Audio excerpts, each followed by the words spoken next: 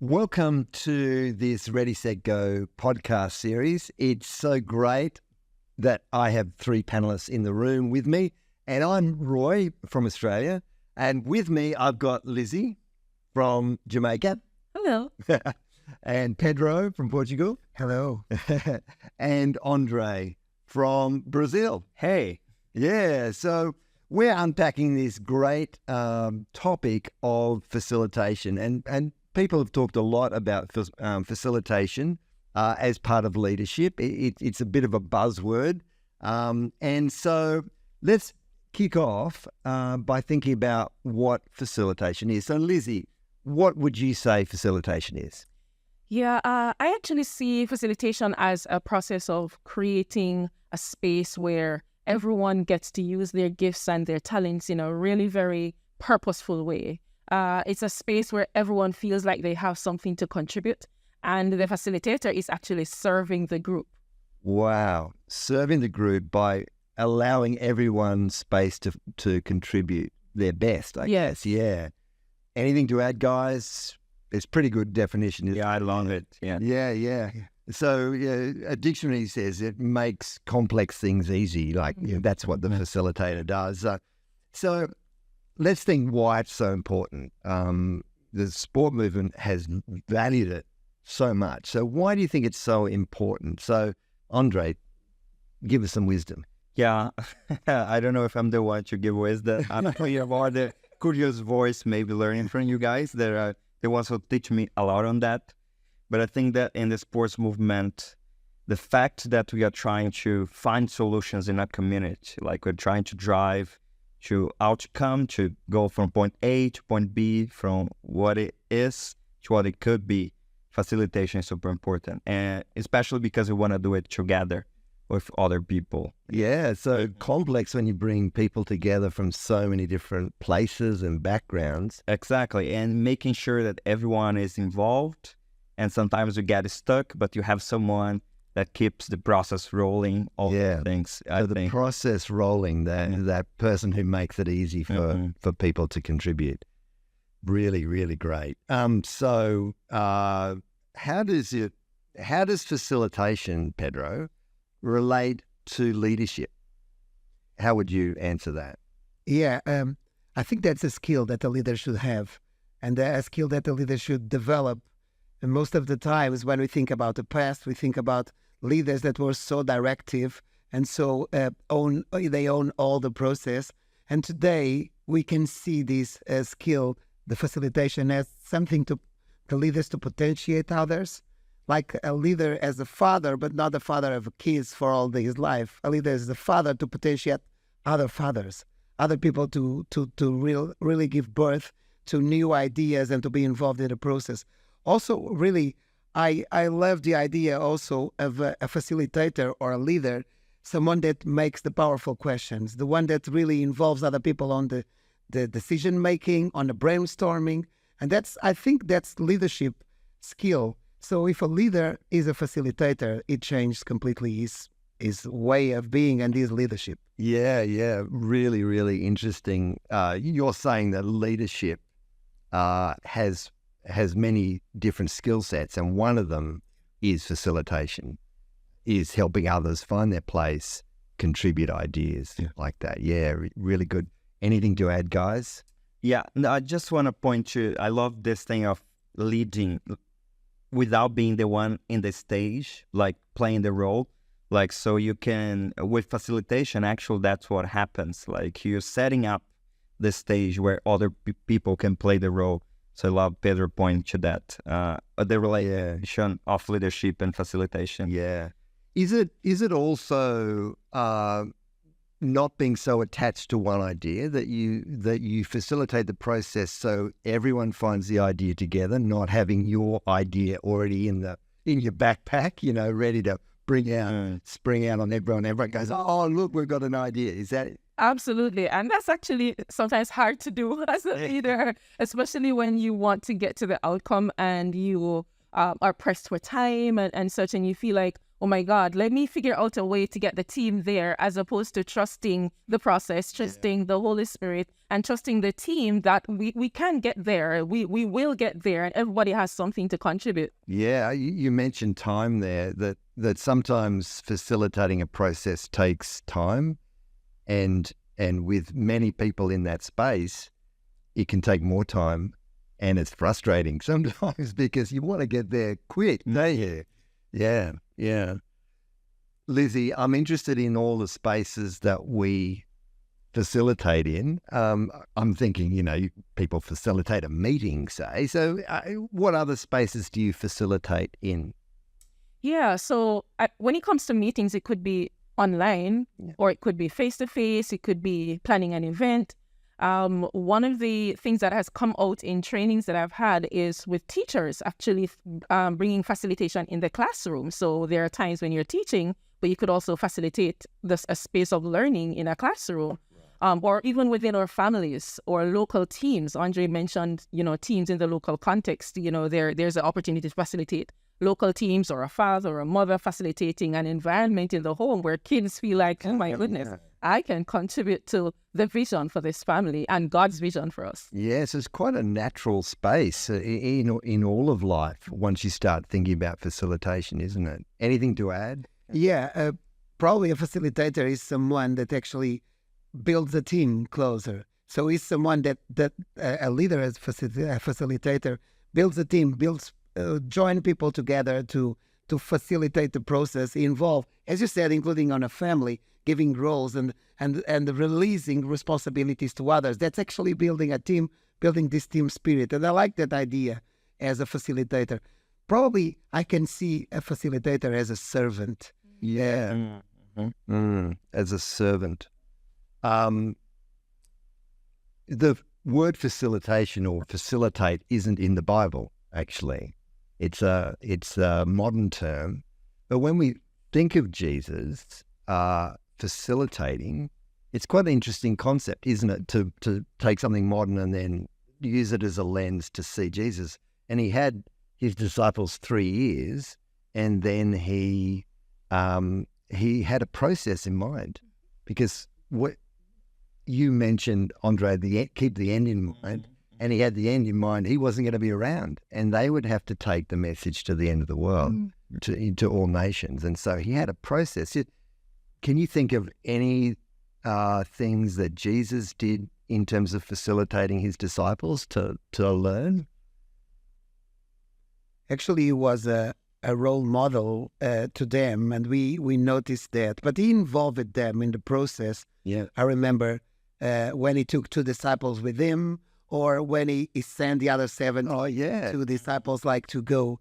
I think Jesus gave these kind of opportunities and space to people to facilitate together, to the disciples facilitate together with him. And that's not a directive process, but that was like an inclusion process. And I really loved it to see all of these in Jesus, including when the miracles happened and some people were around. It gave these tasks and responsibilities. We can see that specifically in some of the Gospels. Yeah. I also think that how many times Jesus made questions to the disciples and to other people, and we know that a big role of the facilitators is actually making powerful questions, and Jesus was just amazing on that. And inviting people, even though he have the answer, he has it, he just could respond to some things, he comes with another question. He wants to make people think about it, to invite their wisdom on the construction. He was a master at asking questions, wasn't he? And one of the critical skills of facilitation is asking questions, isn't it? So you're making people think. That's right. Yeah. So I'm interested in the principles that guide your facilitation. You're all great facilitators. I've seen you all in action. It's fantastic. So maybe, Andre, give us 2 principles that guide your facilitation method. Yeah, I think it was all learning by doing. I remember first times that I had the opportunity to facilitate a process or facilitate a discussion, how I was crushed sometimes when the process doesn't go as I want or as I expect, or I feel like, oh, time is running and we didn't get to the answer yet. And I think one of the things that really helped me is to learn on when to park discussions. Okay. Because especially in the sports movement, when people are really good in looking at problems, like looking and listening to problems, always new discussions emerge. But then like we risk to go and have our time running off. But so parking ideas and discussions and like keeping the process going in the direction that it should go, but without wasting great ideas that always emerge is one of the principles. And I would say the other one is really read the mood of the room. I think being flexible by reading what is the energy level of people, like how they are. We need to remember that as we're serving people, as we facilitate, the personal things that happen to them also like are very important. Yeah. So reading the mood, and this is not having a lack of preparation. I think you need to prepare, you need to have a process in place, but it allows you to be flexible, like to read and to see when people are ready to certain things and just swapping things around or changing the gears when needed. I think this is a thing that I learned with time, and it's still learning. Like, yeah, you've set gold here, Andre. Testing the mood of the room, or facilitation gives you time to actually see the room, doesn't it? Mm-hmm. Because you're not talking all the time. Exactly. Yeah. You're observing, and you also mentioned that you feel crushed sometimes when it doesn't go. So how do you learn through your mistakes? Like, do you have a process of reflection to learn, or what's that about? Yeah, I think having other people I learned from other people on facilitation. Okay. So always asking for feedback, and especially for the people that you're serving when you facilitate. Like, how do you perceive me in the room? Like, when do you feel that I'm pushing my ideas, for example? Because we always are struggling with that.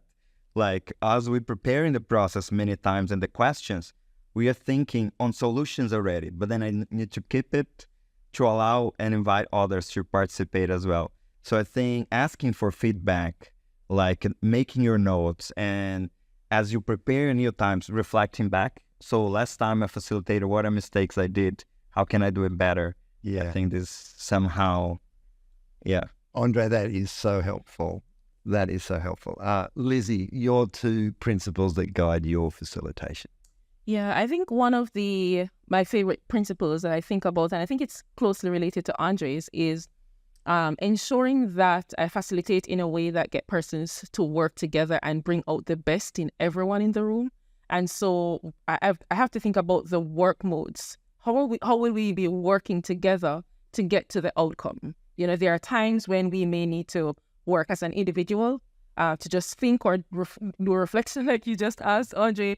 Or there may be times when there's just time for pair and share, and just sharing key principles that we probably got out of a particular session.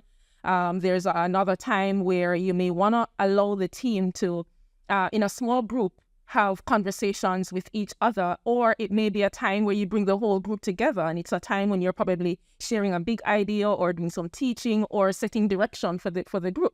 And it's really very important for the facilitator to understand what mode the team needs to be in as you go through the process. And as Andre says, if you're reading the room and you've been in a large group setting and the energy is going low, you may want to, for the next part of the process, say, let's have some small group discussions. You might find that in a large group setting, there are some persons who are not necessarily contributing to the conversation. And so once especially for introverts like myself, you get into a space of a smaller group, and then you feel like you get to share. And so you get the value of everybody that's in the room, the talents and the abilities that gets into whatever you're trying to create. And it's not just from one or two persons. So working in work modes is really, really very important to accomplishing the objective. So work modes that you choose a work mode according to the purpose you want. Absolutely. That's what you say. Absolutely. Yeah. So small group, big group. I guess it's one of the problems that, or mistakes that a facilitator makes. Everyone's in the same big group and static. Yeah. And though only a few people will talk, as you said. Yeah, that's Pedro. Any advice? Yeah, they are stealing mine, so this is a good thing. I will first. I will talk about simplicity.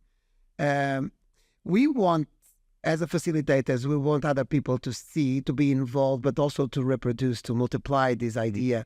And if we bring like lots of big concepts of mathematics or or great PowerPoints, or if we do things that can be difficult to people to multiply or to replicate, that will turn the facilitation great because people will love. But for the others to think, I need to tell this to other people, I will suffer a little bit because we don't have the same capacities or gifts than each other. So simplicity is important on the way that we present, the way that we bring. Sometimes we don't have a screen. Sometimes that we don't have a computer.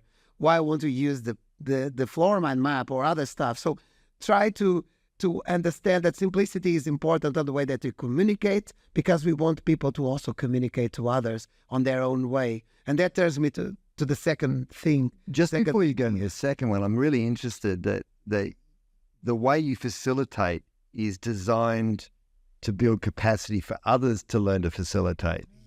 So use simple things like you mentioned pair and share. That's one of the most simple tools, isn't it, of a facilitator? Just get with one other person and share an idea. And anyone can do that. And it's so powerful because everyone in the room starts talking. Absolutely. Yeah. Absolutely. Yeah, I think this is one of the beautiful things of the movement. Like, even though we have the resources that are great, I think this mode of making things that can be replicated and thinking about that when you're facilitating is so good. Most of the things that I learned in facilitation is less about the resources and more about watching other people facilitate. And, oh, this is cool. I also want to do that when I have the opportunity to facilitate. Yeah, learning from others just by watching. Yeah. We interrupted Pedro. You had another piece of gold. And you gave me a lot of ideas to guide in question of simplicity, which is like giving the ownership of the people. The people will have like, no, I can do this, I can be involved. And that's really great. I didn't know why I said that was important to go to the other one because I forgot. But I will tell you the other one, which is look and listen, which is looking at the group that we have in front of us. And probably that's part of most of my mistakes in facilitation, but also that was part of the probably one of the tips that I give to myself and the people that I'm involved. Look and listen. Try to understand, who do you have in front of you? Who are the people that you have? What's the room looks like? What's like the layout? How can you be involved with the people? Who are they? And that's really important if you look and listen, because it can change the way that you facilitate. And facilitate as a servant, like we said before, is looking at others, is getting out of our comfort zone most of the time, because we are offering other people a way to them to be involved and engage in the process of teaching and learning, but also to them to multiply. So that's other tip. Yeah. We're going to get to, the mistakes we've made. I have a lot. I remember being in a situation where I was leading a game in a training somewhere, and the game that I played with them had a rude word in their language, and so all the girls were getting very embarrassed in this game. So it was just a mess. But Pedro, I'd love to hear one of your mistakes. Yeah, in facilitation. Yeah, probably my biggest mistake is that sometimes I get so comfortable with something that I'm teaching and being involved in the process of facilitation that I forget to look and listen, like I was saying before.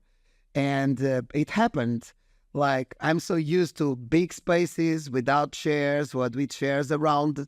And once I prepared all of the training, all of the facilitation process with like the idea of a big space, because I'm so comfortable with myself. I didn't ask what was the room in the other side. And they gave me like a theater style. And how could I organize games? How can I do a mind map in the floor?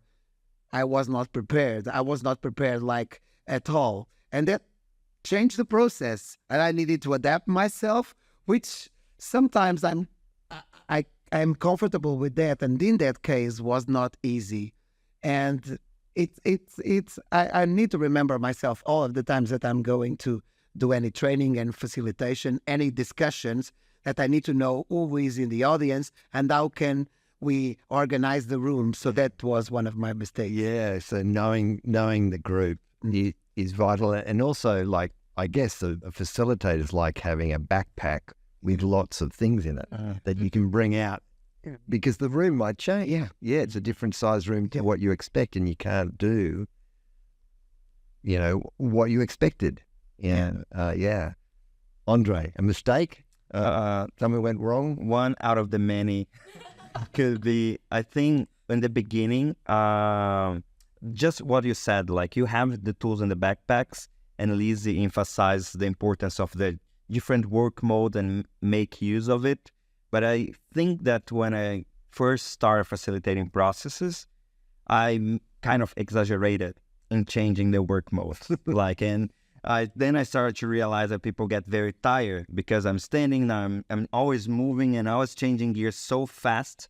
So I also think that understanding the pace and the right moments of changing gears is something that I learned with time. Yeah, that's really, really insightful. Yeah, I'm just thinking of all the times that people have said, all right, talk about the most important thing in your life. You've got 1 minute.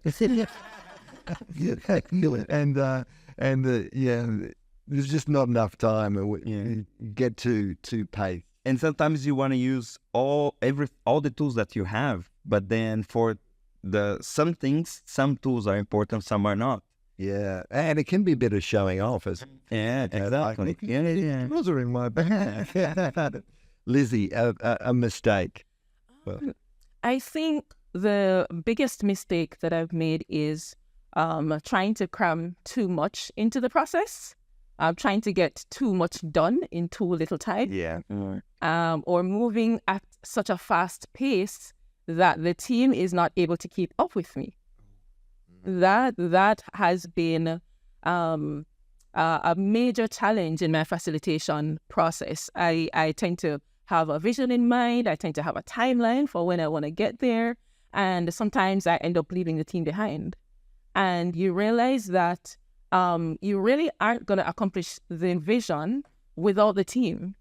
Yeah, you got to take them with you. Absolutely. Yeah. Absolutely. And there's just so much that is missing if I'm all the way ahead and heading towards the vision and the team is behind. All the diversity, all the talents, all the gifts, all the abilities, the amazing things that God has given to these persons to contribute to this process.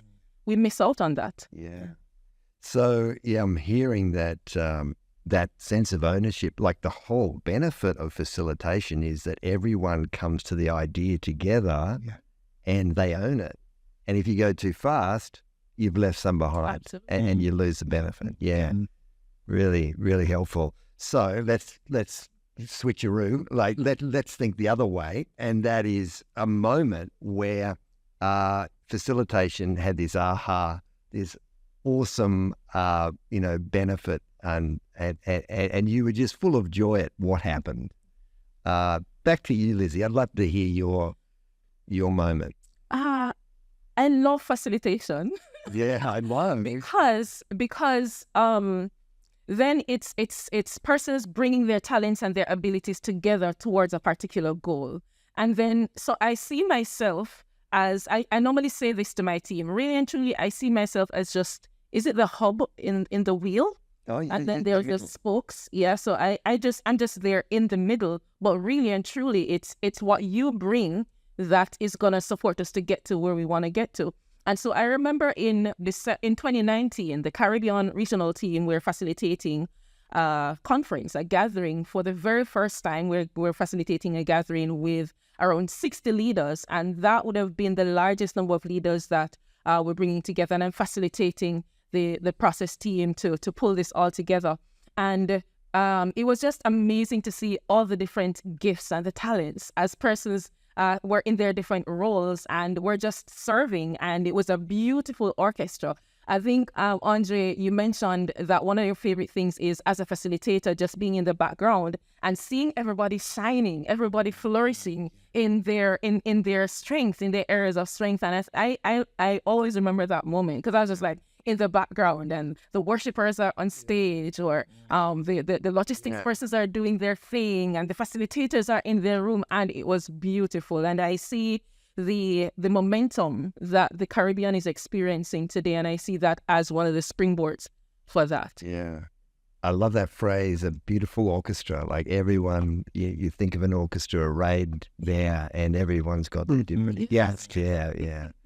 Andre, a moment where you went, great. Yeah, I think I remember like first time facilitating learning using one of the sessions of the ReadySetGO book, like, and just following the instructions, like, and trusting the process that people get there, like, and having this feedback of people, or like having their insights, and maybe thinking on their way for the first time about certain topics. Like, I think I really love it when I know that the learning doesn't came from me. Like, actually the experience in the room, like, was invited, and I helped to make all the wisdom inside of the room to bring learning to everyone, and everyone benefited from that. Like, so a few times when you can really notice it, like, it's really delightful, I think. Yeah. It works. Yeah, exactly. It works. Yeah. Pedro. Yeah, I think of facilitation also a part of the process, like of taking transformation to other people, because that can produce a good reaction in the other person. Oh, I can do this. And I was remembering, like, last training that we made in a multiply school in Sri Lanka, and the 27 students, we were training Go Play with the floor man map, with the sports ministry map, and the other like things that we have in our ReadySetGO toolkit, which was really good to go with the people through all the process of teaching and learning. And after that, we encourage the facilitators that were there. We encourage the students to be involved also in the process. Can you teach us? Can you teach each other? And it was so great to see that they changed the way that we were like facilitating. They moved the pieces in different ways, and they did a great job. They told their story while they were walking through the process. And at the end of the day, we noticed that, okay, what are we doing here? It looks like we are doing a good job, not because of us, but because of the way that they are doing. And we noticed that in the process of facilitation, we identify a lot of people way better than us. And that's something that we need to deal with. Mm-hmm. We are finding new people way better than us that can do way better, and they can go, really far. And that's amazing to see this. So I remember the last time that we were training in Sri Lanka. Yeah. It's great when you see people just zoom past you, like, and use the skills. And, we've all seen people who've experienced a ReadySetGO training week, and they say, we've never been to a training like this before. And that sense of transformation that you said, and being able to often apply it, and if you give them a chance to facilitate something, they're using the skills, and even if you haven't explained the skills, they've sort of picked it up. Absolutely. It's very exciting. Yeah, one of the things that really touched me was that we show the flow in one way, but the students, they change completely the flow that we teach them, and they taught the same thing, but in a different way, which is like I said in the beginning of the conversation, potentiate others, seeing other people to flourish and to do different things and to teach content. And that's amazing to see. Yeah. This has been a great time. And I just like one top tip from you before we finish up. So Lizzie, what's your top tip to someone starting out in facilitation and just taking baby steps? What would you suggest? One of the things that I always remember once I step into any space that I'm facilitating, whether it's a team, whether it's an event, whether it's a training, is to remind myself that they are God's image. They are, everyone that's in that space is created in God's image, which means that they have countless talents and gifts and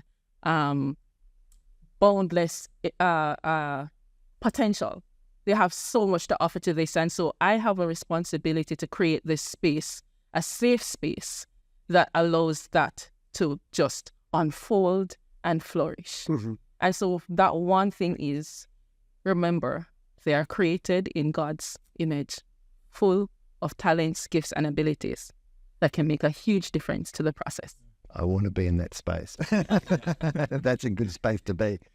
Yeah, after Liz, I don't want to say anything. Try to build a team of facilitators close to you that are not like you. Don't try to bring like mini me's, mini Pedros or whatever. Bring the people that challenge you, that are different than you. And we are not only facilitating together as a team, people with different skills and gifts, but we are showing others that they don't need to be like us when they facilitate. So in the process of encourage others to also facilitate, to multiply this process, if your team that you bring together has a lot of different gifts, talents, characteristics, you are passing also a message to others that they can do the same thing. So that's helpful. Yeah, if I could give an advice to someone is help people to see the good side of things. It will not be rare in a process of facilitation, times when you find a problem, but you can help people to see these problems or roadblocks, as we call, like as opportunities, like helping them really to see different perspectives and get enthusiastic about using and tackling these opportunities, like to serve other people. Yeah, really helpful. Great tips. I would add, ask questions. Get good at asking questions. And you'll find surprising results, I think. This has been really, really helpful. And there are many tools on ReadySetGo.world that you can get about facilitation. They go on your phone. You can print them out. Can I make a question, Roy? Before we wrap up? How the resources on facilitation that have, how they were created? Because is it came from a book? Where it came from? Yeah, good question. I think, a number of us who were passionate about facilitation shared ideas, and we just learned from each other, and it started to collect. I was one time stuck in an airport for 12 hours, and I bought a little exercise book and wrote down everything I remembered about facilitation that I'd seen in others, and that was the start of some of the facilitation books that we have in the sport movement. Okay, so actually, it's a collection then. It's a collection of so many people's ideas. So almost none of them are mine. That belong to everybody. Yeah. So thank you, all those who have been listening to this podcast. Thank you to my guests. It's been a great time. I hope it's been helpful to you. Go to ReadySetGo.world to find many more tools. Thank you.